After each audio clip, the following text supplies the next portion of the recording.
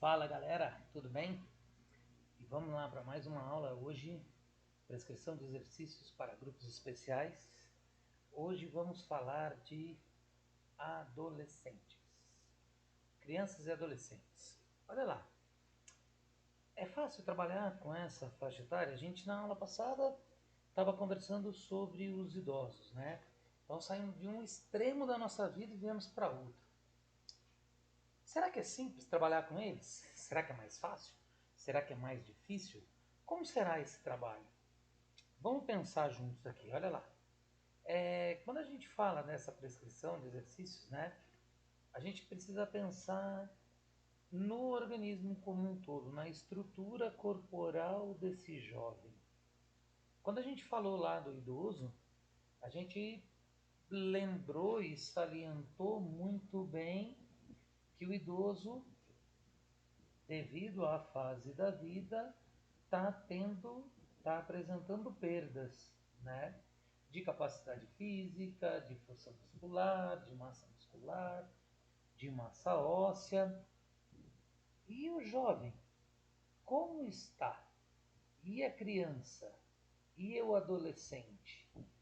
É exatamente o contrário, ele está ganhando, ele está aumentando. Tem aí uma quantidade de hormônios suficiente para um boom, né? Um aumento muito significativo em todas as capacidades.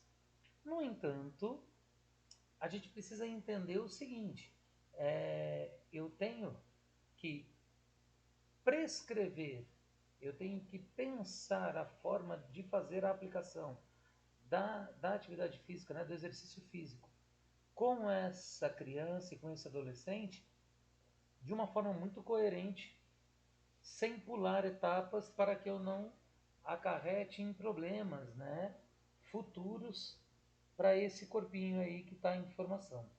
Então, esse profissional de educação física que vai trabalhar com criança e com adolescente precisa entender muito bem, né, sobre esse desenvolvimento motor, né, sobre o amadurecimento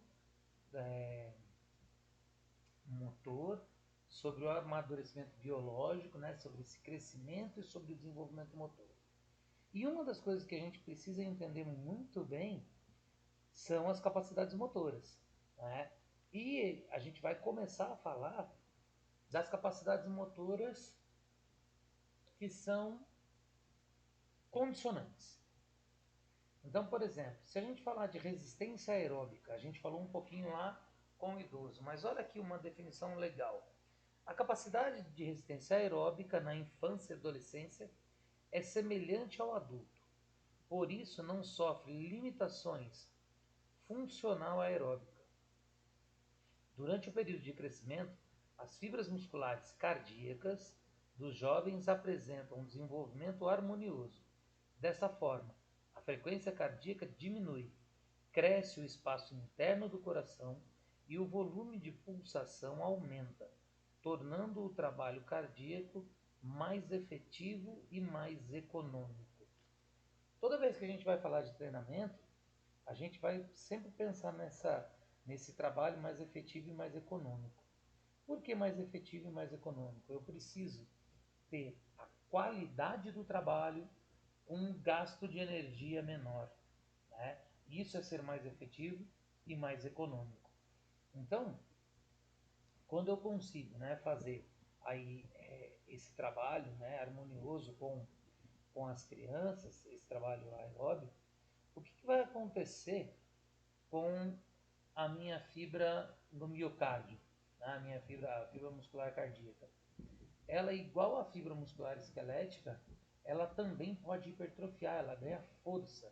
E quando ela ganha força, ela aumenta o seu tamanho e aumenta a quantidade de sangue que ela consegue impulsionar.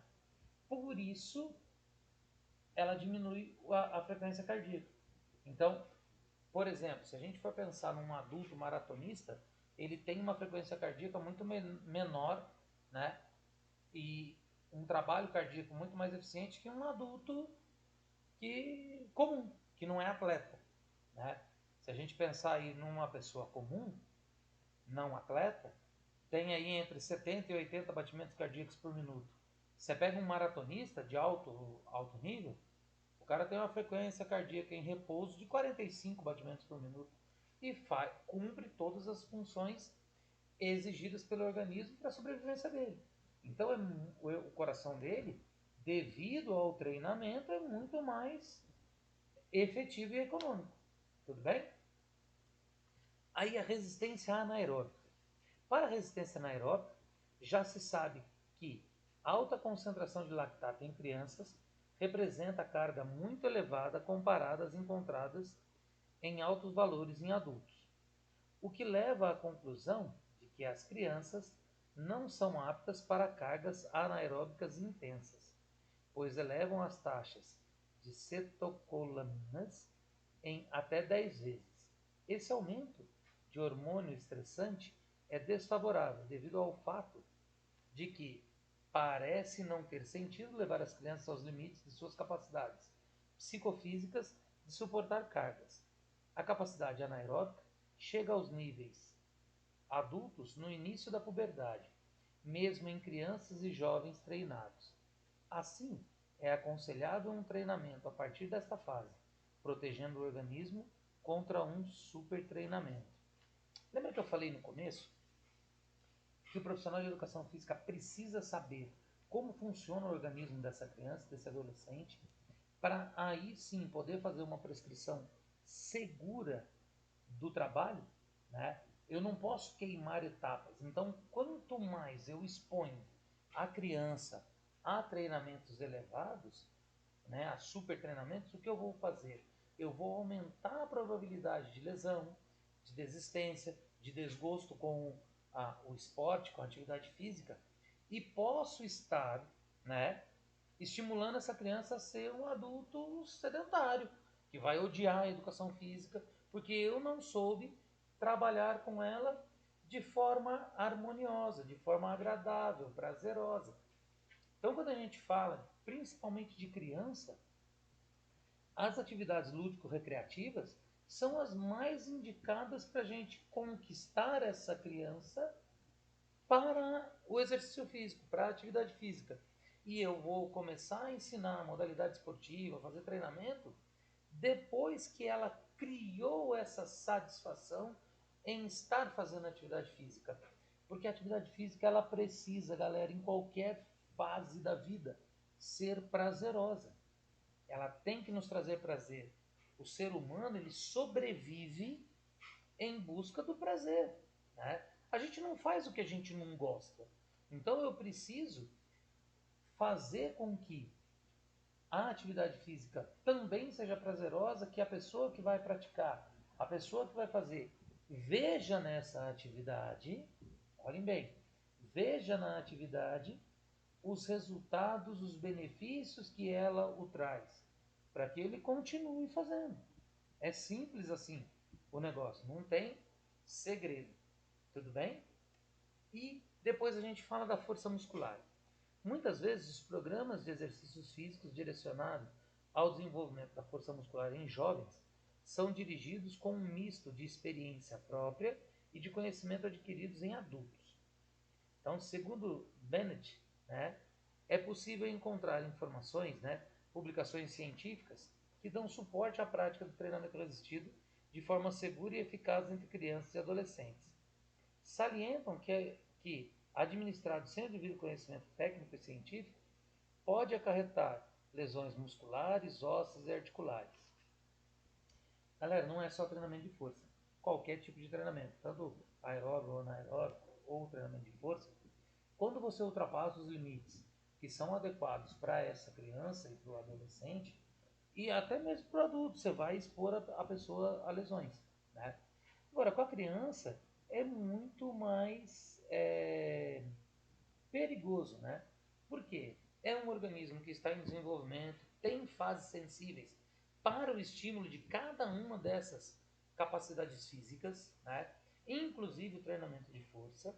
Agora, o que acontece é assim, o ser humano, naturalmente, ele é competitivo. Então, se você começa a trabalhar, fazer um treinamento resistido com uma criança, e você não está ali observando, orientando o tempo todo, o que provavelmente pode acontecer? É claro que ela vai ter uma melhora da capacidade neuromuscular e ela vai começar a recrutar um número de fibras musculares maiores, o que vai gerar mais força e de repente a carga que está sendo usada para ela ficou leve, ficou fácil. Ela vai naturalmente tentar aumentar isso. Só que esse aumento pode ir além do que ela suporta. Só que como ela está empolgada aí com o que ela está evoluindo, ela não vai se dar conta disso. E o que, que pode acontecer? Aí chegam as lesões. Aí pode ter um problema ósseo, muscular, articular. Então a gente tem que tomar muito cuidado exatamente com isso. É igual falar assim, não, mas a criança não pode fazer treinamento resistido, ela tem que usar só o peso do próprio corpo. Olha o tamanho do risco que a gente corre. E se a criança é obesa? Você está forçando demais. Então, às vezes, um treinamento resistido, você consegue diminuir essa quantidade de peso quando a criança vai fazer o trabalho. Por exemplo, uma criança obesa, ao fazer uma flexão de braço, vai ter que deslocar muito peso, porque ela está mexendo com o peso corporal. Se você vira ela, né, põe ela deitada em decúbito dorsal e vai fazer um trabalho de supino, com um halter de 1 kg de cada lado, você diminuiu significativamente o peso que ela está trabalhando, exercendo, fazendo um movimento muito parecido, trabalhando praticamente o mesmo grupo muscular. Então a gente tem que tomar cuidado com isso também, ok? Não podemos correr riscos quando a gente fala de criança e adolescente, certo? A gente vai dar um pequeno intervalo agora, daqui a pouquinho a gente volta.